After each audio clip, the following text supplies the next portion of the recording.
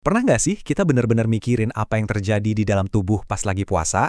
Nah, hari ini kita bakal ngintip ke dalam diri kita sendiri, melihat simfoni biologis yang luar biasa selama 12 jam pertama puasa.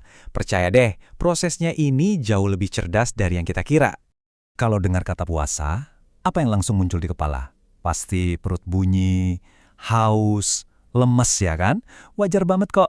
Tapi gimana kalau saya bilang, di balik semua itu, tubuh kita justru lagi sibuk menjalankan sebuah program biologis yang super canggih.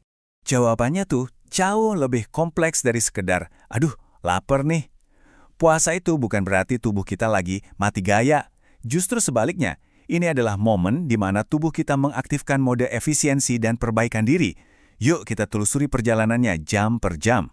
Oke, babak pertama kita sebut aja masa tenang. Ini terjadi dari 0 sampai 4 jam setelah makan terakhir kita. Di fase ini, jujur aja, tubuh kita belum sadar kalau dia lagi puasa. Masih santai, masih nikmatin sisa-sisa makanan. Jadi di awal-awal ini, tubuh kita tuh lagi dalam mode kenyang. Gampang banget, tinggal pakai glukosa dari makanan yang barusan kita makan. Hormon insulin lagi tinggi-tingginya, tugasnya kayak manajer yang bagi-bagi energi ke seluruh sel. Makanya kita masih ngerasa segar dan bertenaga. Bahan bakarnya kan masih banyak. Tapi, ya namanya juga bahan bakar, pasti ada habisnya. Nah, setelah kira-kira 4 jam, tubuh mulai ngeh nih, kok nggak ada makanan baru yang masuk ya? Disinilah babak kedua dimulai. Tubuh kita harus mulai melakukan penyesuaian pertama, yaitu bongkar tabungan. Coba kita lihat di peta perjalanan ini, kita udah pindah dari fase 0 sampai 4 jam yang masih pakai energi makanan. Sekarang kita masuk ke fase 4 sampai 8 jam. Disinilah saklar pertama mulai ditekan. Tubuh mulai mengakses simpanan glikogennya. Terus, glikogen itu apa sih? Gampangnya gini, anggap aja glikogen itu kayak power bank daruratnya tubuh kita. Ini cadangan gula yang gampang banget dicairin, disimpan rapi di hati dan otot, khusus buat momen-momen kayak gini. Jadi, tubuh mulai pecah power bank ini jadi glukosa lagi, biar semuanya tetap nyala. Di fase inilah biasanya rasa lapar yang pertama mulai muncul. Tapi penting buat diingat ya, ini bukan tanda bahaya. Ini cuma cara tubuh kita ngasih sinyal, oke, bensin dari luar habis, sekarang aku pakai bensin dari dalam ya. Di titik ini, tubuh kita masih stabil banget dan semuanya terkendali. Nah, sekarang kita masuk ke bagian puncaknya, klimaks dari perjalanan 12 jam ini.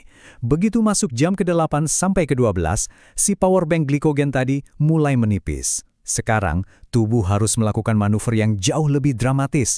Inilah yang kita sebut peralihan besar. Jadi, apa yang terjadi waktu power bank darurat itu hampir kosong? Apa tubuh kita panik?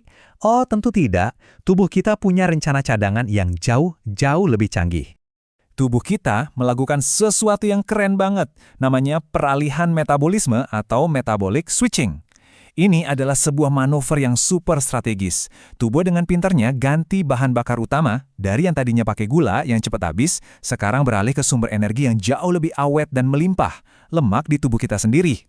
Biar gampang ngebayanginnya, glukosa itu kayak bensin oktan tinggi buat mobil balap. Tenaganya gede tapi boros banget, harus diisi terus. Nah, kalau lemak, itu kayak solar buat mesin diesel.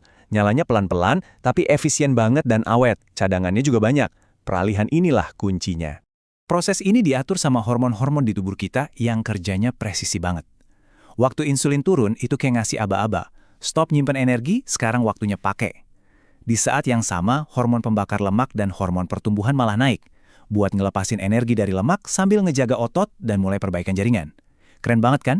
Begitu peralihan energi ini beres, ada hal luar biasa yang terjadi. Karena tubuh nggak lagi sibuk ngurusin makanan yang masuk, energinya bisa dialihkan ke tugas-tugas lain yang nggak kalah penting. Tubuh kita masuk ke mode pemeliharaan internal. Jadi ini prioritas baru tubuh kita. Energi yang tadinya buat mencerna, sekarang dialihin buat bersih-bersih rumah.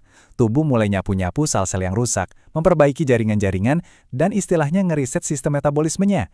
Ini waktunya tubuh buat self-care dari dalam. Sering khawatir puasa bikin otak jadi lemot? Ternyata bisa jadi sebaliknya. Energi dari lemak itu jauh lebih stabil daripada gula. Artinya, pasokan energi ke otak jadi lebih konsisten, nggak naik turun drastis. Hasilnya, justru kejernihan mental dan fokus yang lebih stabil. Nah, semua proses ini ujung-ujungnya ngelatih satu kekuatan super tubuh kita, namanya fleksibilitas metabolik. Ini kemampuan tubuh buat nggak manja sama satu jenis bahan bakar aja.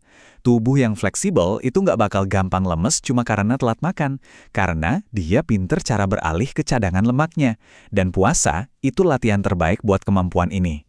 Jadi intinya apa? Selama 12 jam pertama puasa, tubuh kita tuh nggak lagi menderita. Justru sebaliknya, ia lagi ngejalanin sistem operasi tercanggihnya. Jadi, cuma dalam 12 jam tubuh kita secara aktif lagi ganti sumber energi, jadi lebih hemat, bersih-bersih internal, menyimbangkan sistemnya, dan ngelatih fleksibilitasnya buat ke depannya. Semua ini terjadi diam-diam, di balik layar, tanpa kita sadari. Kutipan ini bener-bener pas banget. Puasa itu bukan soal maksa tubuh buat berhenti, tapi justru ngasih dia kesempatan buat kerja sesuai setelan pabriknya, sesuai desain alaminya. Ini akhirnya ninggalin kita dengan satu pertanyaan. Setelah lihat semua proses tadi, jangan-jangan tubuh kita ini jauh lebih tangguh dan jauh lebih cerdas dari yang selama ini kita pikirkan. Coba deh, renungkan itu. Sampai ketemu lagi.